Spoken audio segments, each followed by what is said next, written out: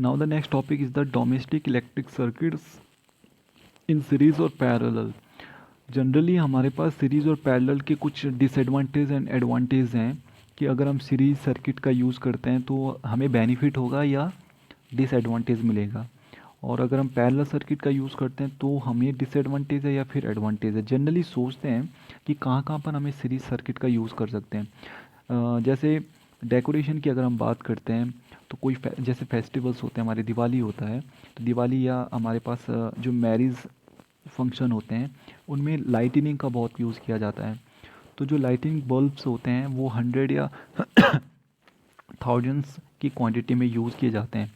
तो उसमें अगर हम प्रेफर करें, एक जनरली हमारे माइंड में अगर हम बात करें, तो अगर हम उसको सीरीज सर्किट में कनेक्शन देते हैं तो ये बेटर हो सकता है, क्योंकि सारे जो हमारे पास बल्ब होंगे they will be connected through the one switch, और हम वन स्विच की हेल्प से उन सबको ऑपरेट कर सकते हैं। दूसरा एडवांटेज क्या बन रहा है यहाँ पर कि जो करंट होगा इस केस में वो कम रहेगा। लेकिन अब सबसे बड़ा जो डिसएडवांटेज आता है वो क्या आता है कि अगर इसी में अगर हमारे पास 1000 बल्ब्स की हमने एक सीरीज में कनेक्शन दे रखा है, और इसमें हमारे पास एक बल्ब अगर फ्यूज़ हो जाए तो ऑटोमेटिक 999 बल्ब तो काम करना ही बंद कर देंगे। तो ये सबसे बड़ा डिसएडवांटेज आ जाता है इसमें। अब हमारे पास ये फिगर है, एक में ये जो कनेक्शन है ये सीरीज में कनेक्टेड है और ये हमारे पास पैरेलल कनेक्टेड है। अब देखो, जो ये सीरीज में कनेक्टेड है इसमें को भी 220 वोल्ट मिल रखा है, इसको भी 220 वोल्ट मिल रखा है। अब होगा क्या यहाँ पर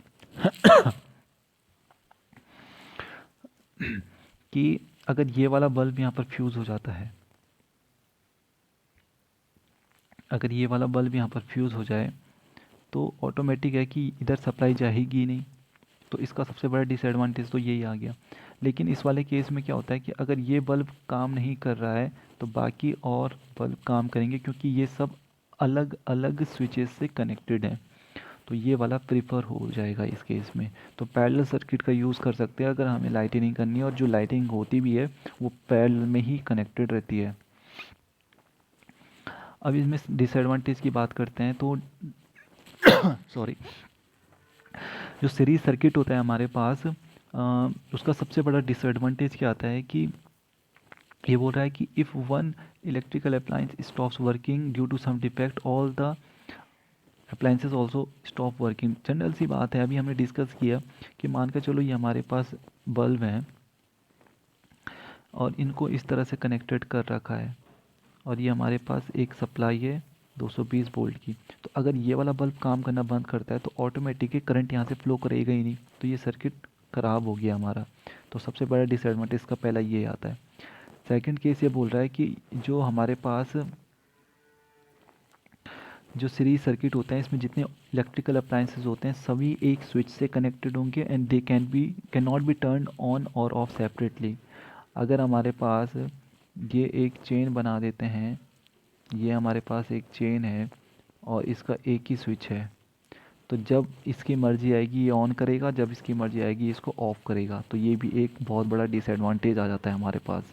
हम इसको ये नहीं चाह रहे, मान के चलो कि हमारे पास ये एक बड़ा रूम है और इस रूम को हमने सेपरेट कर रखा है, लेकिन जो वायरिंग है इनमें जा रही वो एक ही कनेक्शन की है और एक ही स्विच से कनेक्टेड है। अब इस रूम में जो बैठा होगा उसको लाइट की ज़रूरत है, लेकिन इस वाले को लाइट की ज़रूरत नहीं है। तो जब ये स्विच ऑन करेगा तो लाइट इस वाले रूम की भी ऑन हो जाएगी और इस वाले रूम की होगी। तो ये डिसएडवांटेज आ जाता है सीरीज़ वाले कॉम्बिनेशन में। अगर हम सीरीज सर्किट की बात करते हैं तो ये बोल रहा है कि इन सीरीज सर्किट जो अप्लायंस है do not get the same voltage. सबसे इम्पॉर्टेंट बात यही आती है इसमें कि जैसे जैसे हम कनेक्शन देंगे और जैसे जैसे जिसकी पावर अलग अलग होगी उस हिसाब से ये वोल्टेज को ड्रॉ करेंगे यहाँ से। यानी कि जो सबसे बड़ा होगा अगर उसको पहले कनेक्शन दे रखा होगा तो वो ज़्यादा वोल्टेज खींचेगा, बचे हुआ वोल्टेज आगे सप्लाई हो जाएगा, और उससे बचा हुआ आगे तो लास्ट वाला है वो सबसे ज़्यादा डिम जल रहा होगा।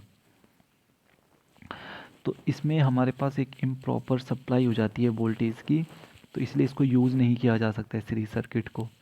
तो फिर कह रहा है ये नेक्स्ट पॉइंट कि in the series connection the electrical appliances जो ओवरऑल रेजिस्टेंस निकलता है सर्किट को बहुत ज़्यादा हो जाएगा।